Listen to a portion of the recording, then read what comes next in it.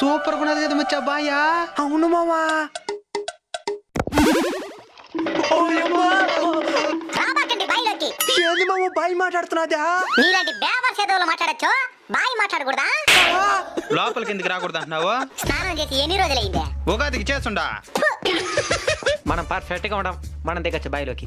ముందు నిన్నేలా రానియకూడదా? నేనేం చేసినా? ఏమి చేసినేవా? మొన్న పై దాకా పోయి పాస్ పోయి రాకుండా నీళ్ళలోనే పోసేసినావు. పక్కనోడు ఏంద్ర వేడిగా ఉండదని అడిగితే కింద నుండి భూగర్భ జలాలు వస్తాయని చెప్తావా? సరే నేను వస్తా లోపలికి. నీకు అసలు ఈతే రాదు కదా పిల్ల బచ్చా. అయితే మేము వెళ్ళిపోతాంలే. సరే రండి. అయితే నేను చెప్పిన పని చేయాలి. చేస్తాం. ప్రతి మనిషి ఈత నేర్చుకోవాలి. నేర్చుకుంటే అది ఏదో ఒక సందర్భంలో వాళ్ళకి ఉపయోగపడుతుంది. సరే. ఈత తెలియని వాళ్ళు ఈత తెలిసిన పెద్దోళ్ళతో మాత్రమే బాయి కని చెరువు కని వెళ్ళాలి. ఒకవేళ నాలాగా ఈత రాని వాళ్ళు మాత్రమే వస్తే ముంచేస్తాను. పోయమ్మో. మెట్ల మీద జాగ్రత్తగా